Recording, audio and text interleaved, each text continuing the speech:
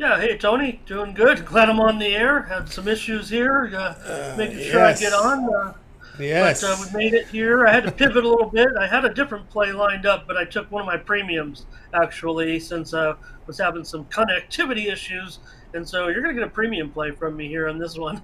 Very good. Very good. And of course, yeah, I forgot to mention when you went to Vegas, there are issues there with the local provider over there because of course, I know a lot of colleagues of mine are in Vegas, and we often have to deal with some of these issues. But anyway, glad everything's connected, working right now.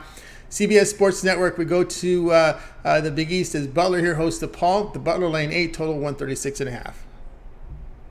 Yeah, about a week ago, remember we came in with DePaul against Georgetown, and now look at where Georgetown is, trying to see if they can find a way to politely tell Coach Ewing, hey, maybe it hasn't worked out, but they might stick with him the whole year. And now DePaul is going to take on Butler. Both teams have faced Georgetown recently, and they both picked up their only Big East win. Both teams come in 1-3 in the Big East so far this season, but that might be all they have in common in my book, I would think. I think Butler, certainly the better club here, Tony. They've won 16 out of the last 17 meetings against DePaul, including five straight winning covers in the series and nine covers in the last 10 meetings against the Blue Demons.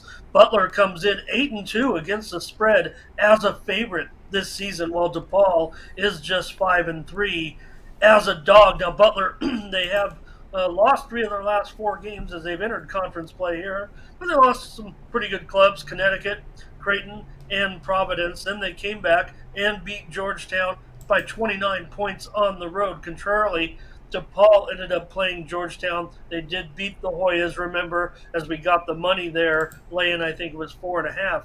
But they beat Georgetown by 7 at home. So that's Butler got the win at the Hoyas by 29 on the road.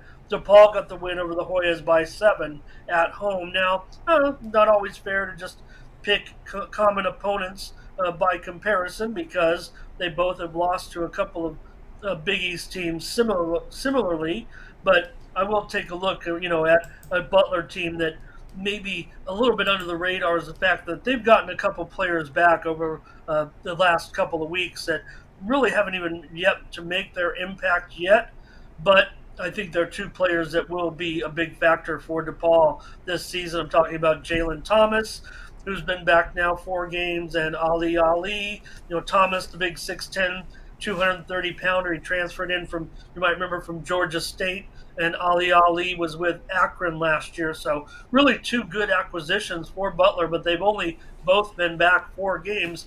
The return of Thomas pushed Jaden Taylor to the bench last game, as Thomas enters the starting lineup now that he's maybe basically in form. Well, Taylor just exploded for 24 points off the bench on 6 of 8 from 3-point range. And, he's not as big as Thomas or powerful as Thomas, but still a big guy. We know Butler pretty much, they're not shooting like Butler usually does, but I think they're starting to get their stride back. They now are shooting 50% at home, 40% from three. On the road, they've had a little bit more woes, but again, playing some tough conference opposition already. Butler, when they're playing weaker teams, they seem to crush pretty good. When they're up against some of the better teams, it's been a little bit of a problem so far. But the fact that both teams are 1-3 in conference, I think these two teams are the dividing line, Tony, between the good teams in the Big East and the weak teams, the 4 weak teams, I think, in the Big East. And Butler, they certainly are showing that form of taking care of the ball. They had a 19-5 turnover to assist ratio against the Hoyas in that last one. Now, DePaul, in that loss to Providence back on January 1st, they trailed by as many as 25. They shot just 35%, made 4 of 19 from 3-point range with 19 turnovers. They don't take care of the ball very well right now.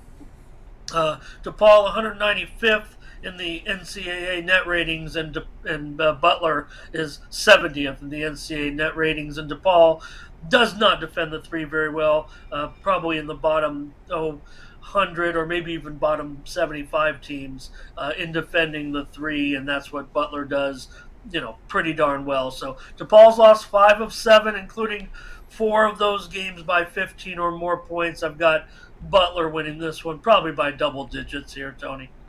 All right, well, here on Butler, laying the 8 here against DePaul. Just kind of going through some of the conference numbers. Just seems to be a better defense here from three, and especially the interior, allowing 45% shooting from two.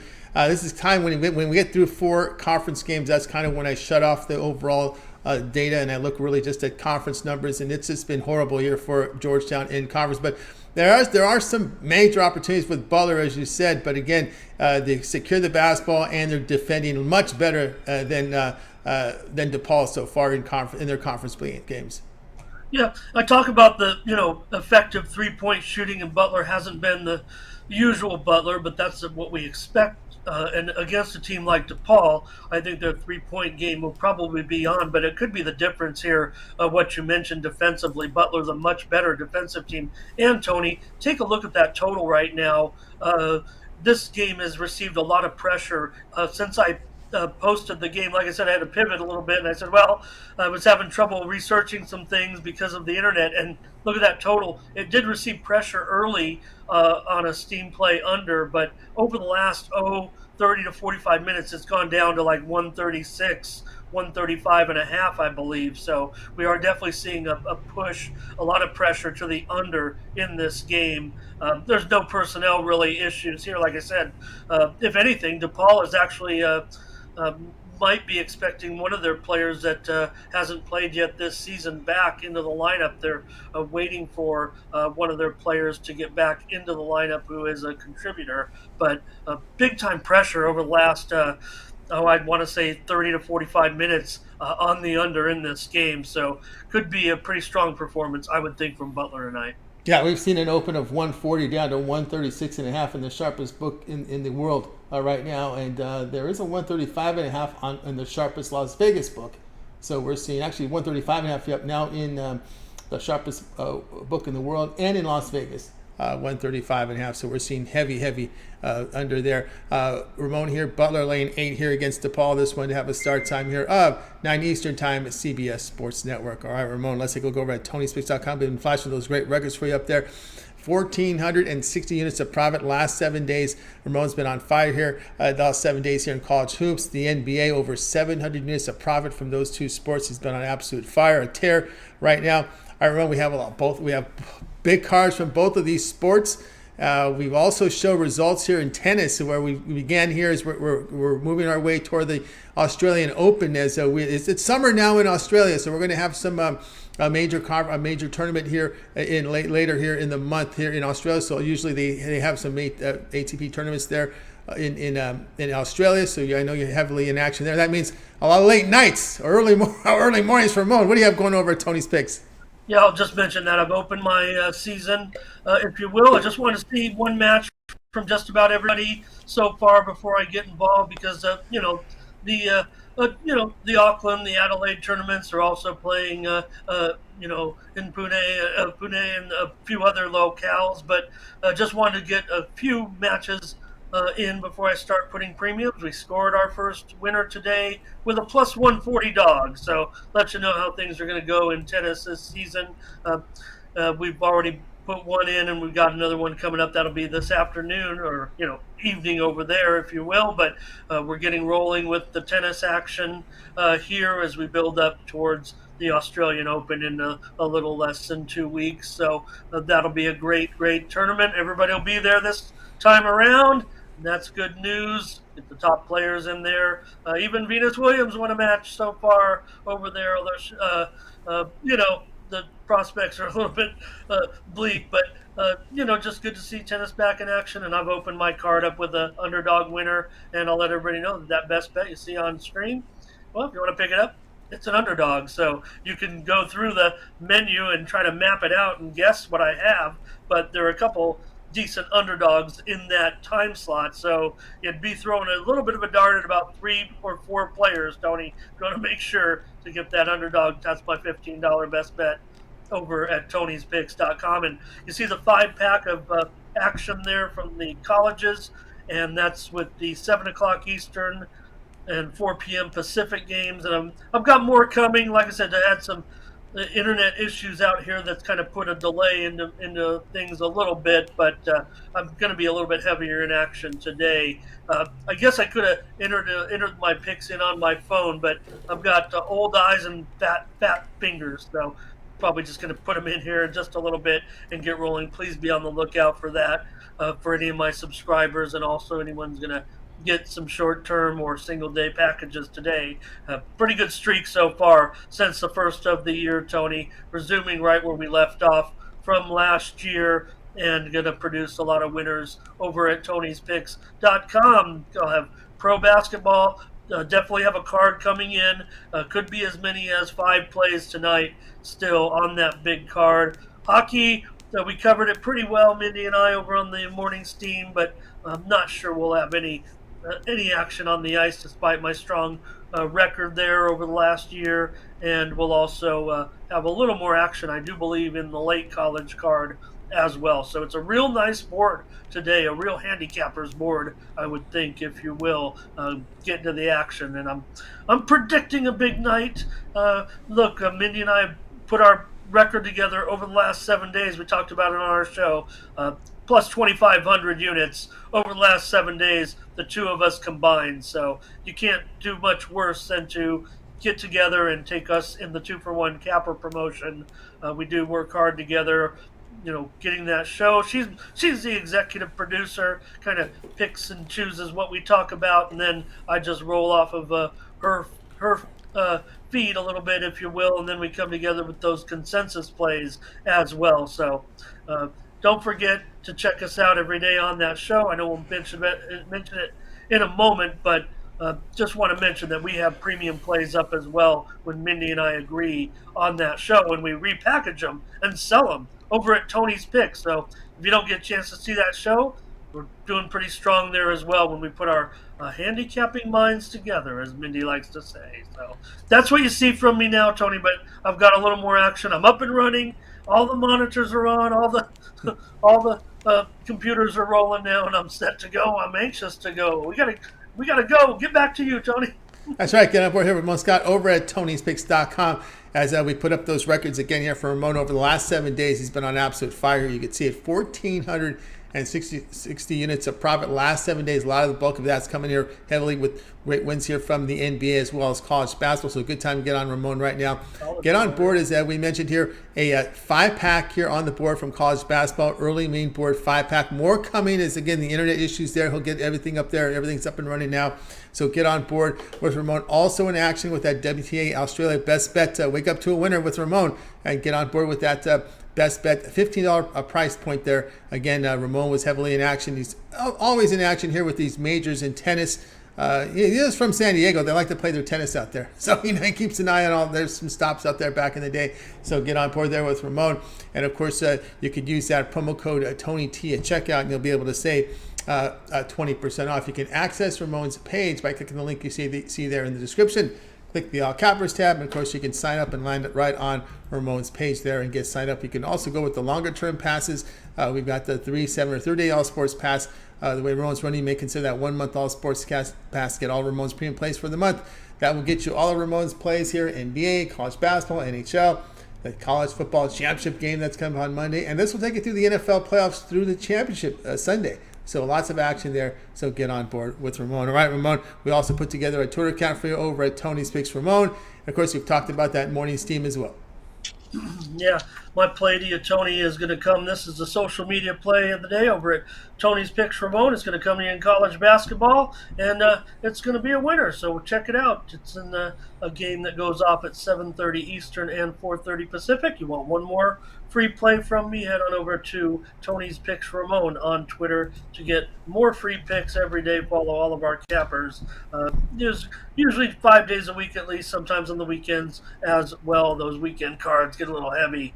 And also, Mindy and I'll be back tomorrow with more morning steam, 9 Eastern and 6 Pacific, the last show of the week. So cram in a bunch of extra games. And from the NFL, as she said, we've got all those times square now. We know where we stand as far as moving forward with the league and the games and everything. So we'll start to cover those games as well with all of our chatters, and we're doing pretty well over there, especially with our show picks. We're pretty hot of late, so we love the contributions from the folks in the chat. That's part of the whole show now. Is your contributions, your picks go up on the screen. We check them out as we're talking about our little preview before we make our plays. Sometimes, well, we pivot, we go against our chat, and they can come in and give us the business the next day if they get it right. But a lot of times, a lot of good consensus too with our chat, and that makes us feel a lot better. Sometimes I'm wondering if I should pivot, whether I should give out a premium on the air, disagree with Mindy, and then sometimes the chat will roll in with their stats and opinions, and that was the side that I liked anyways, so I'll go with the chat, and that makes it fun because it's all kind of a fam now over there. They all talk to each other in the chat, so real good vibe from everybody on that show. Didn't know we'd be getting in that direction when we started that thing. It was just Mindy and I, and the show took about 15 minutes, and now it takes like 90 minutes because we've got so much interaction. But that's awesome. That's what you want. And it's not just me talking away, Tony, like you always tease me a little bit, and it's really getting involved and getting those contributions from the chat, making them feel like they're a part of the show, because they are. And remember, it's not only on YouTube, on Twitter, but it's on the platforms as well. All these contributors get their picks, on the YouTube, on mentioned on the air, and things like that. So it's a real good contribution from them, and they can feel like they're making a contribution. And if they get on a good run, hey, everyone sees it. So that's really been the fun part of the Morning Steam show as we've progressed here now into I believe, our fifth month of the Morning Steam. We started basically a football season, and here we are in January, and no turning back now. Not we for Tony. We reached for the first time today 60 live viewers, and I know it doesn't sound like a lot, but Minnie and I practically threw a party backstage afterwards because we know that'll continue to go up, and the daily hits go up too. Don't forget about all those viewers that later, those they're just as important. But to have those live viewers in there, that made us feel really good. We set our record today, Tony, and I know that's significant. I know you understand that. Oh yeah, great show today. Of course, a lot the viewership continues to grow. Great chat interaction with the folks in the chat room. Well researched with their plays, not just throwing picks at there, but giving you reasons, giving you stats, giving you trends. A very knowledgeable group there on that morning scene. You want to tune in here 9 a.m. Eastern Time, Saturdays through Thursday with Ramon. Of course, check him out there on Twitter, Tony Six Ramon. And of course, just give an update if you're happy to play following the juniors. 1-0 Sweden 15 minutes ago, second half. Sweden on a 2-man advantage, looking to add to that lead here tonight, 6:30 Eastern Time. It's U.S. and Canada in the World Juniors, Ramon. Yeah, might default to some other people on our little channel of networks here that might have a better idea there. But, I think that the U.S. can give them a game, no doubt about it. I think Canada might have a little bit more momentum right now, but I think coming into the tournament, there were a lot of puck heads, I guess, if you will, that were kind of saying that maybe the U.S. was the better team. So it's a little bit out of my realm. A little bit. I love watching it, no doubt about it. I mean, I've watched some games not involving those teams as well, because it's just on here on the monitors, but. Probably one worth checking out today, especially given Canada's big star that everybody's talking about, Bedard. He's been, the player certainly at the tournament that everyone's keeping an eye on. He'll be a big impact player in the NHL. He's just a young kid at this point, and we've seen, those young phenoms.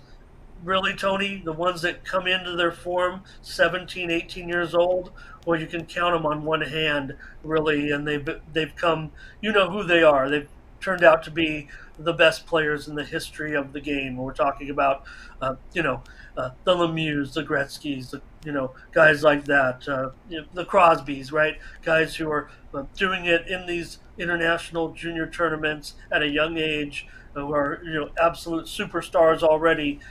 They end up being some of the best players the National Hockey League has ever seen. So he's on that career path. Tough to say, anything can happen, but he's the next one. Yeah, we don't document those juniors, so just in case you guys wondered to us, we're just kind of watching it here to watch it. But anyway, all right, Ramon, have yourself a great afternoon. We'll talk with you again tomorrow. Thank you, Tony. See you tomorrow. You got it, Ramon Scott here.